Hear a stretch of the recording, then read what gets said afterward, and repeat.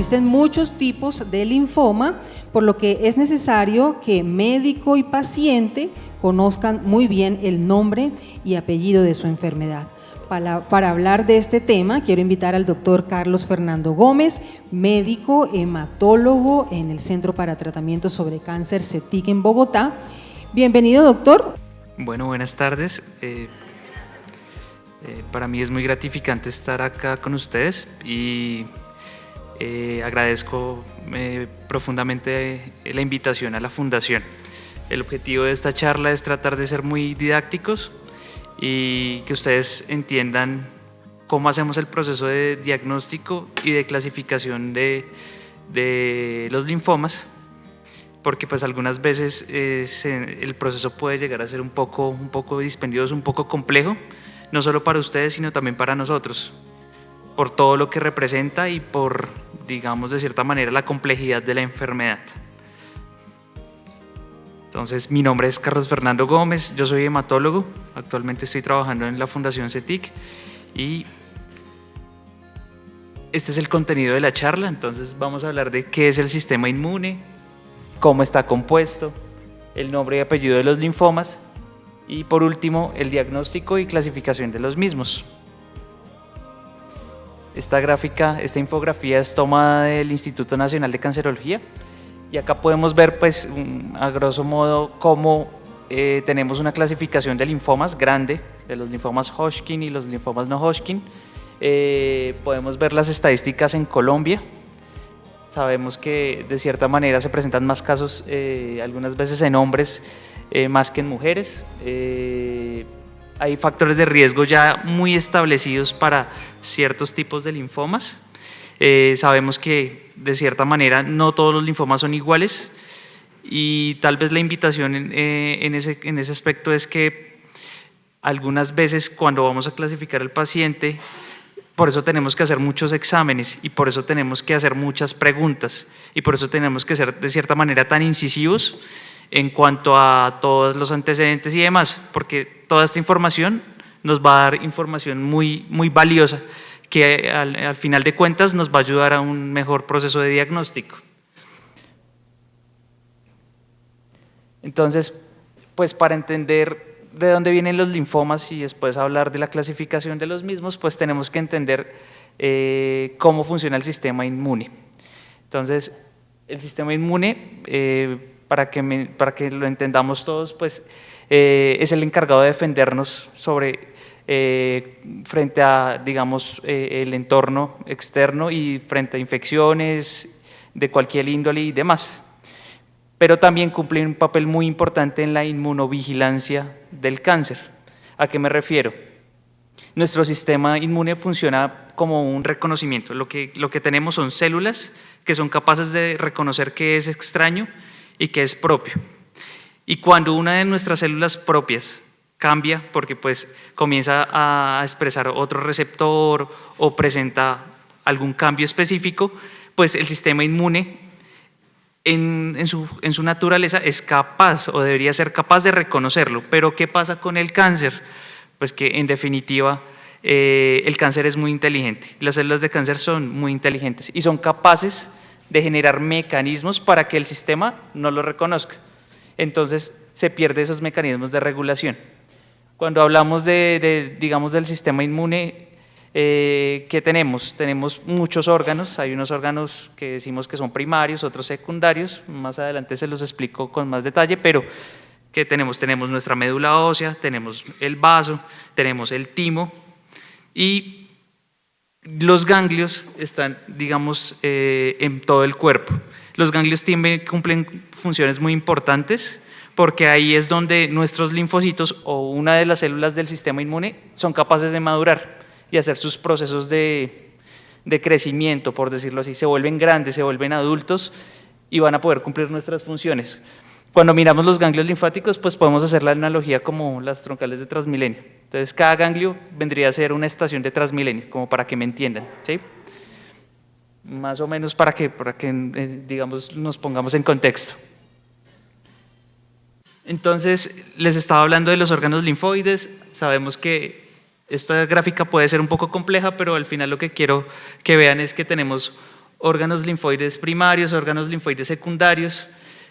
El sistema inmune está repartido por todo el cuerpo, ¿sí? O sea, realmente lo fisiológico es que tengamos células de la defensa o de nuestras defensas a lo largo de todo el cuerpo y tejidos, porque es la forma como nos podemos proteger y podemos, digamos, de cierta manera se ha garantizado que hayamos podido sobrevivir tanto tiempo, porque si no hubiese sido por eso, pues el ambiente por sí puede ser muy, muy hostil. Si no tuviéramos nuestro sistema inmune, pues realmente nos infectaríamos con cualquier cosa o nos pasaría cualquier eventualidad que podría desencadenar en un desenlace fatal. Cuando hablamos de las células del sistema inmune, pues vamos a hacer la analogía como los soldados. Yo sé que esa gráfica, o sea, si lo miramos, pues hay muchas células. Cada célula tiene una función específica. Acá lo importante es, para que ustedes lo entiendan, es que esas células se comportan como soldados. Y si hablamos de los soldados, cada soldadito puede llegar a tener una función específica y también hay un rango, por decirlo así. Entonces tenemos una célula que va a ser, digamos, la conductora, la que va a tener muchas más funciones, la que es capaz de dirigir, que la tenemos representada como si fuera un general, por decirlo así. Tenemos nuestros soldaditos que son los que van al combate, a la lucha, al enfrentamiento frontal, que está representada con la gráfica de la parte inferior derecha. Tenemos otras células que se especializan solo en vigilar, en estar pendientes y en avisar, oiga, pasó algo, tenemos que llamar refuerzos, algo no está bien. Tenemos unas que es la foto de Putin, que son asesinas naturales, entonces, en donde ellos se encargan solo, o sea, ellas la tienen clara, esas células lo que hacen es, alguien me avisó, algo está pasando mal. Él se encarga solo de ir y destruir el objetivo, que para este caso puede ser una célula tumoral, que puede ser una célula infectada por un virus, que puede ser una célula o una bacteria o demás. Y tenemos los que piden ayuda también, de cierta manera, o sea, van, pero no pueden hacer el trabajo solos. Entonces, ¿qué hacen? Llaman a sus amigos, a otras células que son parecidas a ellas, que sí pueden llegar a cumplir esa función. Cuando, digamos que para que sea un poquito más claro, si somos como muy tácitos, podemos tener dos tipos de células, los que se comportan como soldados, que ya hablamos, y estas que se comportan como las que producen el armamento que utilizan los soldados, para que me entiendan. Entonces, este tipo de células son otras células, son las células B, y estas células se encargan de producir en la vida real anticuerpos, inmunoglobulinas. Esos anticuerpos, esas inmunoglobulinas son muy importantes porque ellas tienen memoria.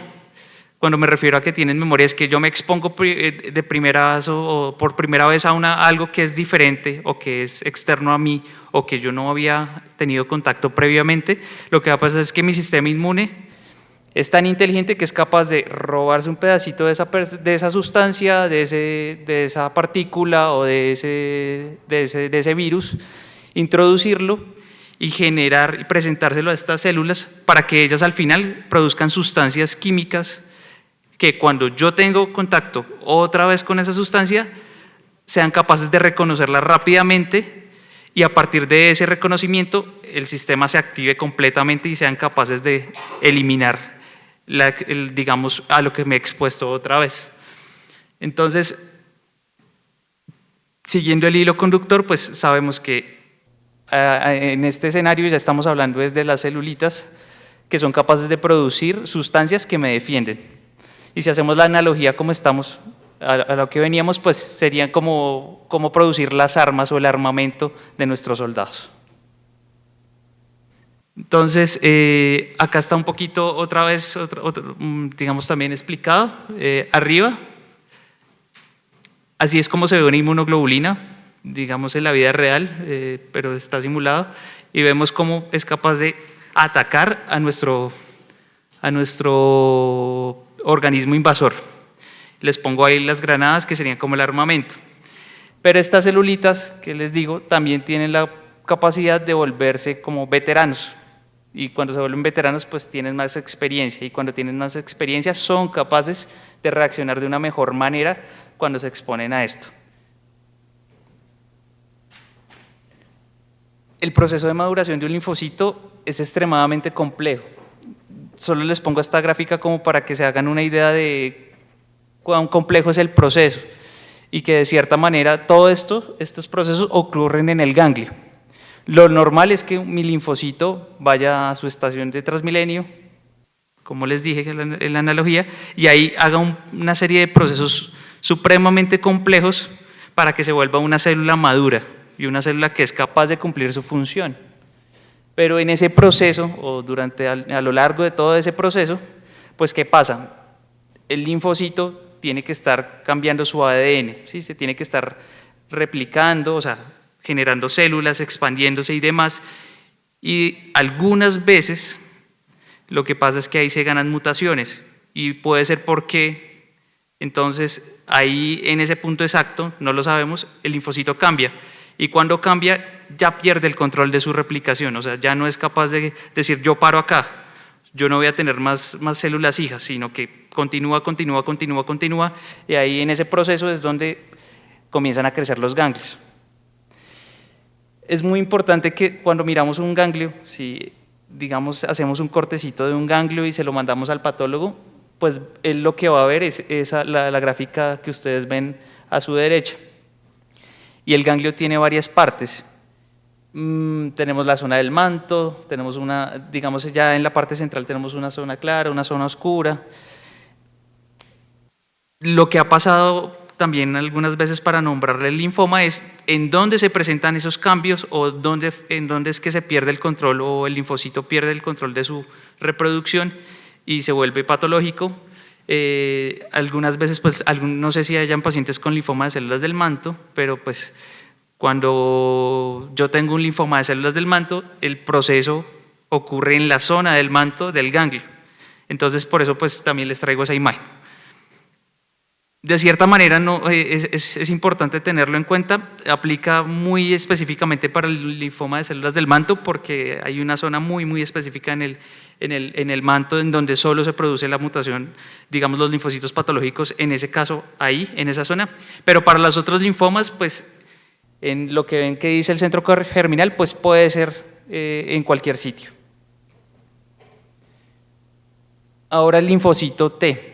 El linfocito T, esta gráfica también es compleja, pero para que lo entiendan, hay una fase en la médula ósea cuando se generan de una célula mamá las células hijas, que son los linfocitos T, y una fase de maduración que ya es afuera de la médula ósea, y básicamente es en el timo. Esto aplica para los linfomas T. Entonces, el timo tiene funciones muy importantes, porque ahí es donde el linfocito T, que para este caso un linfocito T sería un soldado, en la analogía que estamos manejando, aprende a reconocer qué es extraño y qué es propio. Entonces yo puedo tener, si yo no tuviera esa capacidad, pues lo que va a pasar es que esos soldaditos van y atacan lo que no deben atacar, o sea, el tejido sano o lo que está bien. Pero también de cierta manera puede haber ocasiones en donde ya aplica para los linfomas T, se pierde ese control también ahí en el timo puede aparecer nuevamente, y al final esas células que salen pues también comienzan a crecer y a crecer y a crecer y a crecer de manera indiscriminada. Cuando vemos las enfermedades, los linfomas y en general el cáncer, pues realmente es que es una enfermedad muy compleja, ¿sí? Es muy difícil dar una sola explicación a por qué una persona hace un linfoma, o porque tengo dos pacientes con el mismo linfoma, pero a uno le va mucho mejor y al otro no tanto, o porque la respuesta es diferente. Y esto básicamente se resume en la heterogeneidad biológica. Cada persona es diferente, cada tumor es diferente, así tenga el mismo nombre y el mismo apellido entre persona y persona. Y lo que estamos tratando de hacer, o lo que digamos ha avanzado en los últimos años, es tratar de, dentro de la homogeneidad de decir linfoma Hodgkin, buscar la heterogeneidad. O sea, realmente, ¿qué hace que un paciente responda bien a una terapia y no a otra? O por qué a pesar de tener el mismo nombre y apellido, porque las respuestas son diferentes, va a depender mucho de que realmente la biología de cada enfermedad es diferente y es diferente en cada persona. Esta gráfica también me gusta porque resume pues todas las células que tenemos, son muchas células del sistema inmune, inclusive pues ahí no están todas. Es importante entender que cuando un linfoma aparece, pues el linfoma viene de nuestras células. ¿Y por qué es difícil controlarlo? Porque pues nuestro sistema inmune está entrenado para no reconocer lo propio. Y cuando cambian, pues el cáncer es inteligente y también es capaz de generar mecanismos para que el sistema inmune pase por encima de esas células y como que las vea normal. Esta gráfica también resume un poco cómo es el proceso desde que yo estoy bien, tengo mis procesos fisiológicos normales y cómo en algún punto pues mis linfocitos se descontrolan y comienzan a generar problemas que se van a manifestar porque se me crece el vaso o porque se me aumenta el tamaño de un gangliecito o porque el hígado algunas veces crece o porque ya ha crecido tanto adentro que compromete algún órgano que está vecino. Eso también ocurre.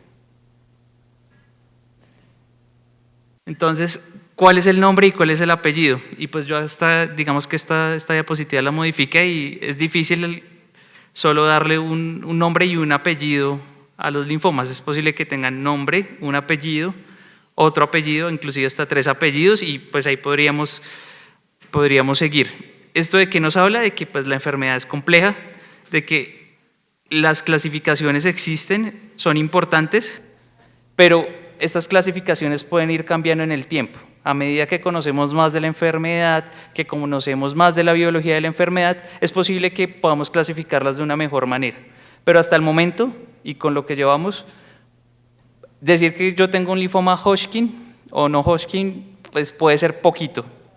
Y nosotros como hematólogos tratamos de hacer una clasificación un poco más precisa, apoyados en el grupo de patólogos. Entonces, para el linfoma Hodgkin, pues su nombre es linfoma, su primer apellido es Hodgkin, su segundo apellido podría ser un clásico o un nodular de predominio linfocítico, y su tercer apellido dentro de los clásicos hay otros 4 subtipos que podrían estar presentes ahí. Para el linfoma no Hodgkin,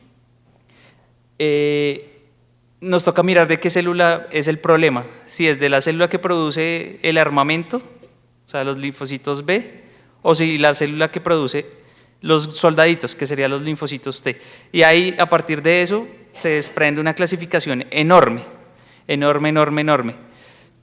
Un tercer apellido, hay unos dentro que pueden ser de bajo grado, de alto grado, y a eso nos referimos a qué tan agresivos son. Cuando hablamos de agresivos, es qué tan rápido crecen. A veces la palabra suena, digamos, un poquito es estruendosa, porque uno dice, un linfoma agresivo, y como, ¿qué pasa o qué significa realmente? Cuando yo tengo un linfoma agresivo es que crece rápido. Entonces hay linfomas que crecen en 6 meses, en 1 año, en 2 años, en 3 años. Inclusive hay unos que crecen tan lento que yo puedo haber tenido la enfermedad 3 o 4 años antes y solo me doy cuenta cuando ya creció lo suficiente que me genera síntomas. Pero hay otros que yo estaba bien y al mes ya tengo una masa grandísima. Entonces uno dice, ese linfoma es diferente. Es un poco agresivo. También es otra forma de llamarlos. Lo de nodal y extranodal es cuando nos referimos a que si está confinado solo a los ganglios o si ha crecido tanto que ha comprometido los órganos vecinos y se ha ido a los órganos vecinos. Haciendo una analogía que pues de cierta manera no es tan correcta, es mirar qué tanta metástasis tiene, pero realmente no podemos hablar de metástasis en un linfoma, sino en su estadio. Y entonces hay estadios tempranos y hay estadios avanzados.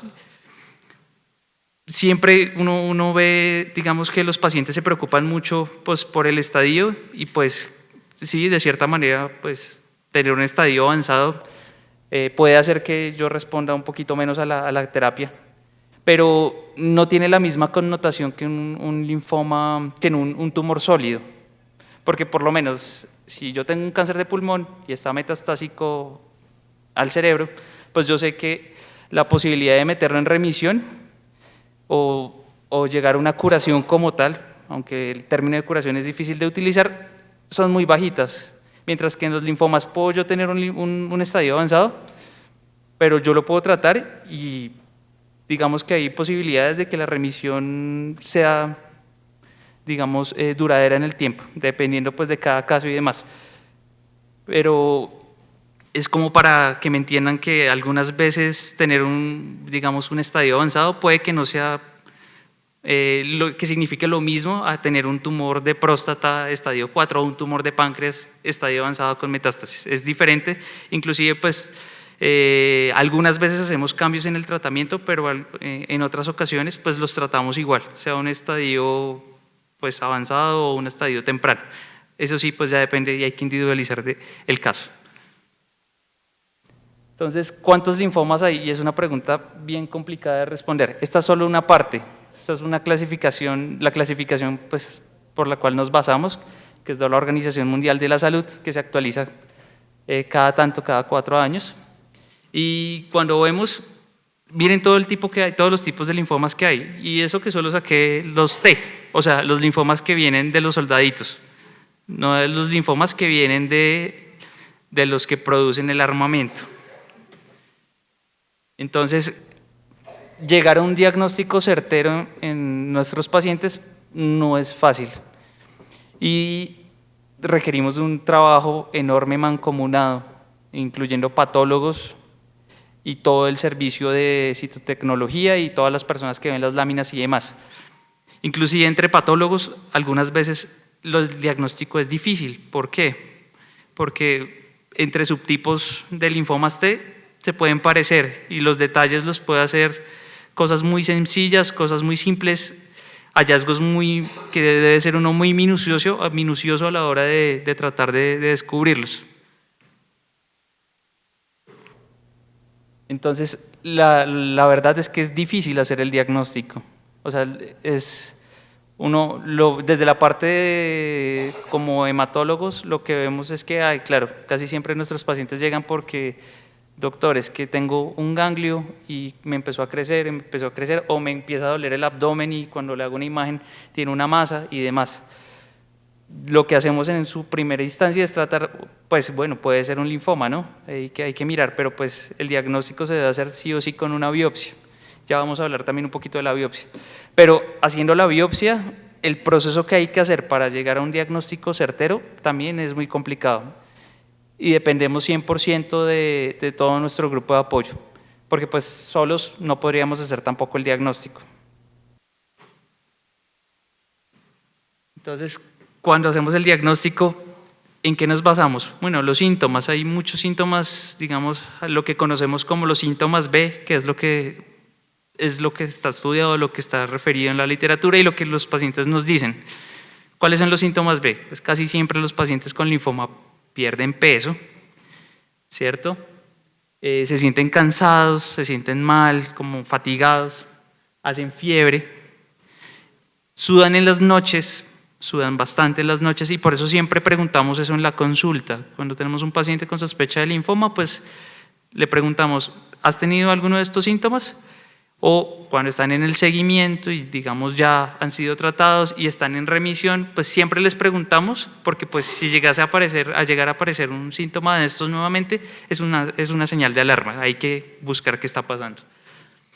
Y el espectro de la enfermedad, como les digo, puede ir desde una enfermedad que es, digamos, crece lento, es un ganglio chiquito, que dura 2 años creciendo y me doy cuenta cuando me empieza a doler es porque ya está más grandecito y como ya no hay tanto espacio, entonces ahí ya duele.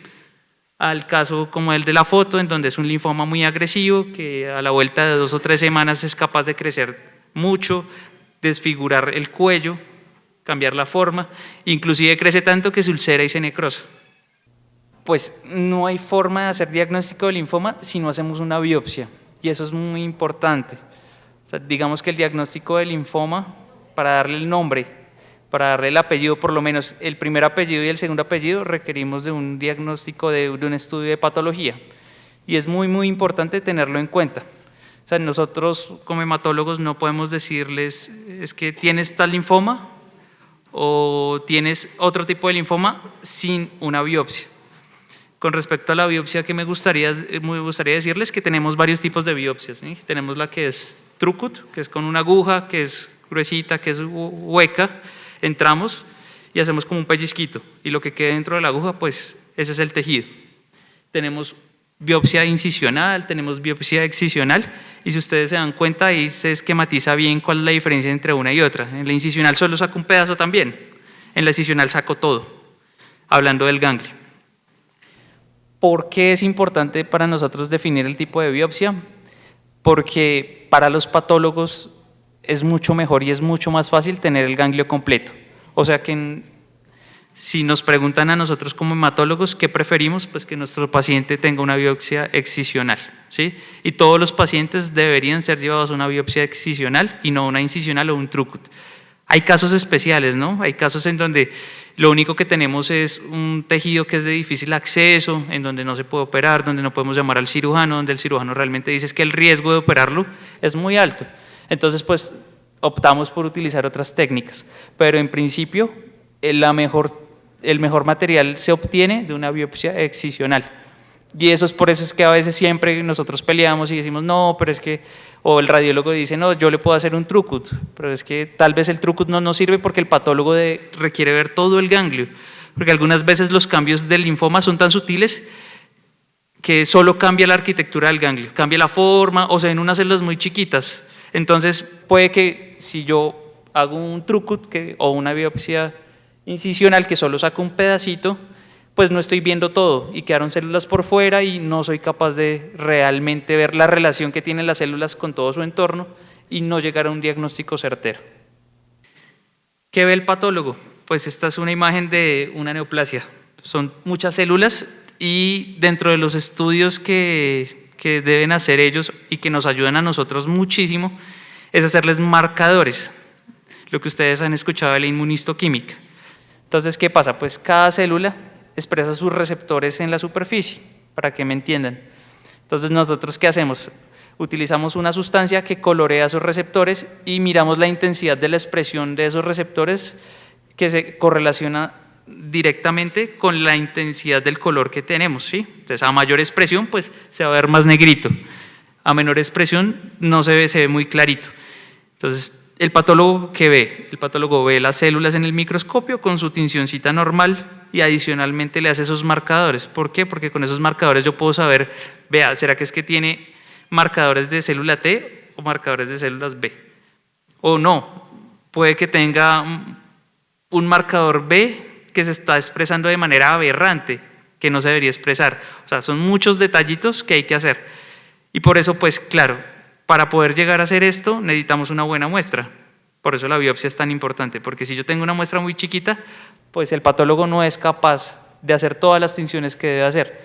Y de cierta manera, un marcador o dos marcadores me pueden hacer la diferencia enorme, en donde decir, vea, es que yo tengo un linfoma T anaplásico de célula grande, o no, es que realmente es otro tipo de linfoma T, es un periférico.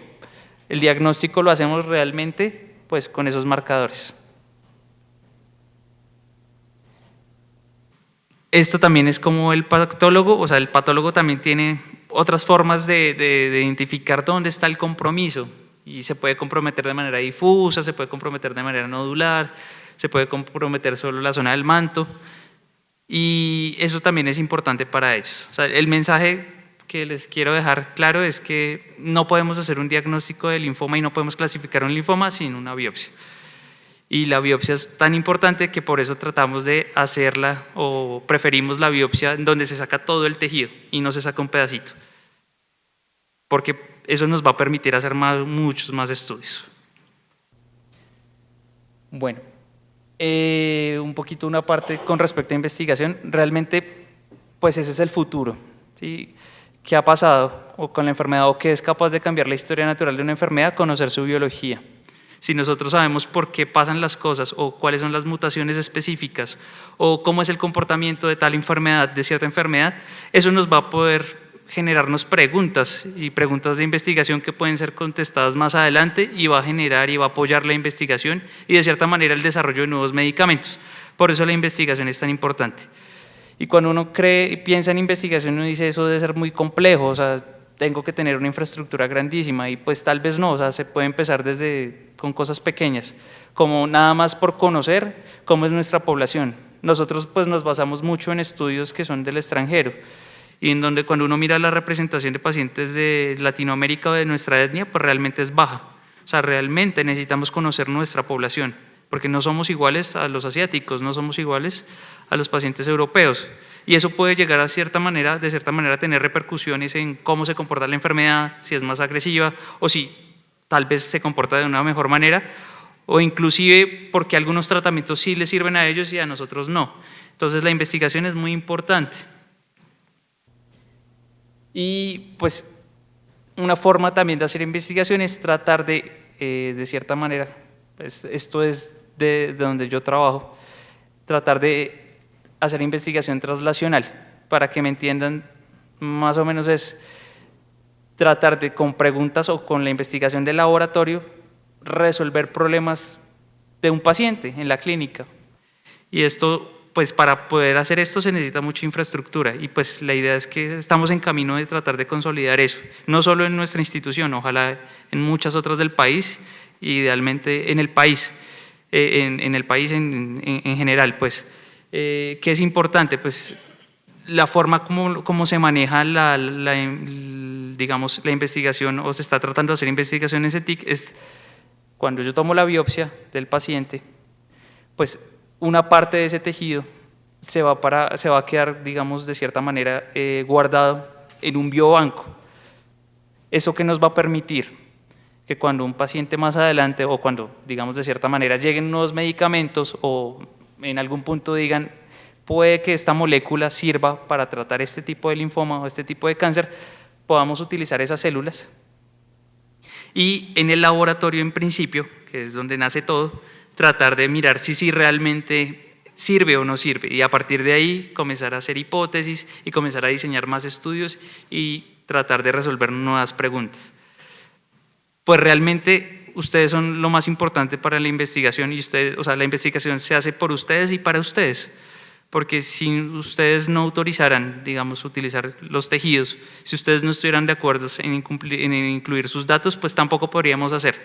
Pero la forma de verlo realmente es que hacer investigación a futuro pues nos puede llevar a generarnos nuevas preguntas, a saber por qué las cosas no funcionan y de cierta manera eso es lo que ha hecho que la enfermedad haya cambiado en los últimos 20 o 30 años. Sin investigación tal vez pues no tendríamos nuevas moléculas de tratamiento, seguiríamos haciendo lo mismo y pues el avance de la ciencia depende de ustedes y es para ustedes también. Esta gráfica ya la habíamos visto, cómo funciona el modelo, pero pues a grandes rasgos es como lo que les digo, es el biobanco, se recolectan todos los datos con la autorización y permiso de los pacientes. Y pues ya habíamos hablado del registro, o sea, es importante, muy importante conocer qué pasa en nuestra población, porque es posible que no sean las características de las enfermedades no sean las mismas a las que presenta un paciente alemán o un paciente que vive en Estados Unidos. Entonces, pues es una iniciativa de nuestra asociación y ya hay muchos centros que están tratando de recolectar datos y con esto lo que podemos hacer también de cierta manera es describir bien nuestra población y darnos cuenta, oiga, de pronto es que ¿por qué a nosotros nos da más joven los linfomas? ¿O por qué no respondemos bien a la primera línea sabiendo que hay otras personas en otros países, en otros meridianos que sí responden? Todas esas preguntas las podríamos, digamos, de cierta manera tratar de solventar con estos registros y ha habido un viraje en el gremio en general y yo creo que pues esto tal vez es el futuro, es una de las estrategias que tenemos para tratar de poder mejorar y tratar de cambiar la historia natural pues, de la enfermedad. Y bueno, ya para terminar, saber el nombre y apellido de mi linfoma es importante porque cada linfoma tiene pronóstico y tratamiento diferente. Entonces, esto tal vez es la razón más importante de por qué debo tratar de clasificar bien a los pacientes.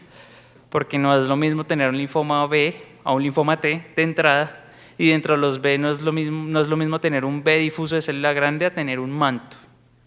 Porque cada linfoma se trata diferente, tiene implicaciones terapéuticas diferentes, hay unos que van a trasplante en primera, hay otros que el trasplante se espera solo hasta la recaída y adicionalmente también las respuestas al tratamiento y la posibilidad de que yo entre en remisión al paciente es completamente diferente entre un linfoma y otro.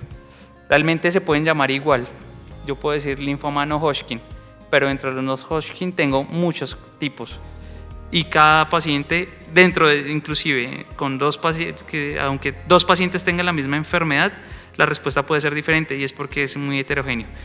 Realmente lo que hay que buscar es la heterogeneidad en la homogeneidad. A pesar de que necesitamos nombrarlos y necesitamos saber un nombre y un apellido,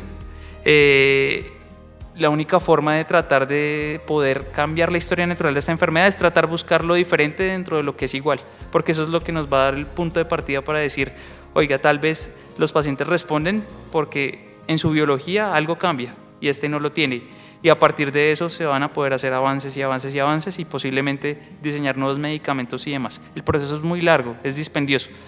Por eso es que, digamos que de cierta manera no es fácil llegar y tenerlo disponible, pero pues hay que empezar por algo. Diagnosticar un linfoma no siempre es fácil, pero en lo posible es necesario tomar una biopsia excisional de ganglio linfático. Ya les expliqué por qué. Y el diagnóstico y tratamiento de mi linfoma requiere del apoyo de un grupo multidisciplinario. Cirujanos, que son los que nos hacen las biopsias, hematólogos, patólogos, enfermería y demás. Realmente es un escenario en donde requerimos del apoyo de muchas personas.